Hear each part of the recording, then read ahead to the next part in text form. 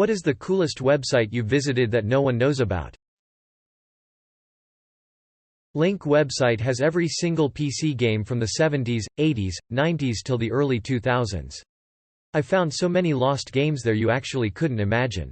The amazing part? It has step-by-step instructions for every game that you want to download and it's free. There is a search tab too, so don't worry. You won't have to search for hours for that one game that you played in your childhood winking face. Edit. Thank you kind strangers laughing face, hope you found the games that you searched for. Best similar you watched a movie that you loved? With this website you can input a film and it'll give you similar ones. Edit. Apart from that, you can also get movies that fall into one same category. Link website has over 6,000 plus old DOS, Windows and console games preserved for future generations. The website is free to use and Touhou games can be played directly through the browser. I personally used the site to relive Warcraft 2 and had a blast. Edit. For those who can't get Warcraft 2 to work, try Link instead. Radio.com and Radio Garden. With Radio you can listen to music from all over the world and from any time since the 1900s, and with Radio Garden you can tune in any radio from any place live. Petite Tube or Incognito Tube only plays videos from YouTube that have less than 100 views. Really fun if you want to go down the obscure rabbit hole on YouTube. Edit. Holy shit, this blew up, thanks everybody. Edit 2. Thanks kind stranger for the silver. Edit 3. I'm pretty sure 95% of you thought this was porn. Not really sure what to think of that lol. Edit 4. Thank you to the people suggesting Incognito Tube, it's more consistent and updates every time you hit the next button. Edit 5. Added Incognito Tube to the top of the comment. I thought this was gonna be porn. Ms. Paint Emulator Free Photoshop Kung Fu Chess Free Sandbox Neil.fun. Edit. Hey, guys, if you want I can add more stuff to the list. For more stuff like this go on our internet is beautiful, it's full of things like this, more or less. Edit 2. Didn't expect this to blow up. Thank you all. Whether you upvoted, gave an award or had a fun time with these websites, I wish you a good day. Single Pixel Moon. Link. Look, this post is old. It's outdated. It's honestly shit. I do not know why I keep getting awards. So listen here fuckers. I no longer condone playemulator.com. Instead, go to link and download the installer. I'm going to teach you how to play all the games you would have played on Play Emulator much better on something that doesn't reek. Do not worry about computer specs. My shitty Surface Pro 5 can run it. It's fine. Install RetroArch, then open it up and click Load Cores. It should be the first option you see. Select Download a core, then choose a core for the system you want. Wanna play Pokémon? Grab a GBA core. Mega Man? Get an NES core. Final Fantasy VII? We'll come back to that one. Install the core and you're ready to play a game. But first, you'll need a game. I don't believe I'm allowed to link to it directly, but check out a website called Vim's Lair if you want to acquire some illegal ROMs the safe way. Download the game files and move them to a cozy safe folder.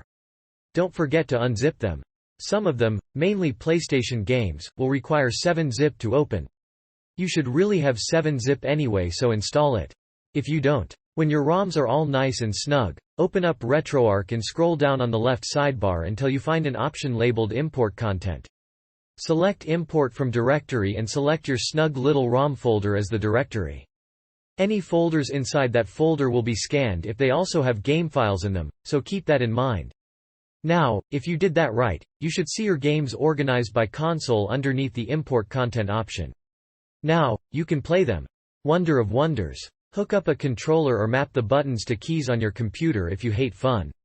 You can also map hotkeys to speed up or pause the game.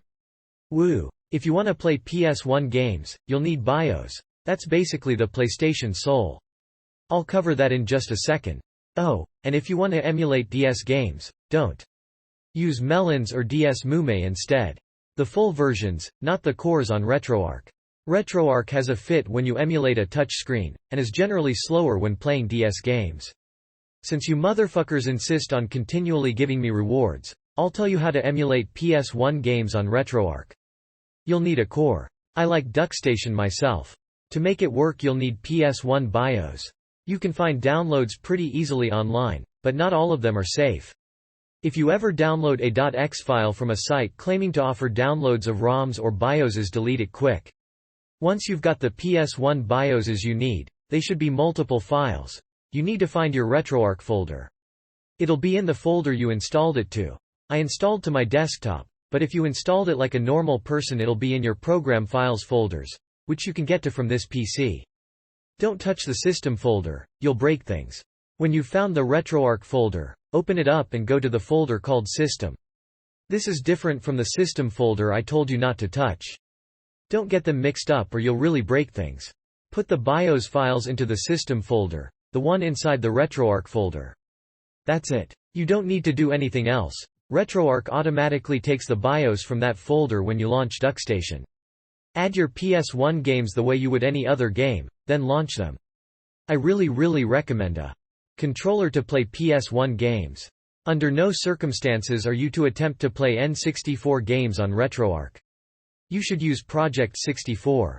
It's as simple as can be, just download it and open a game and you are playing it.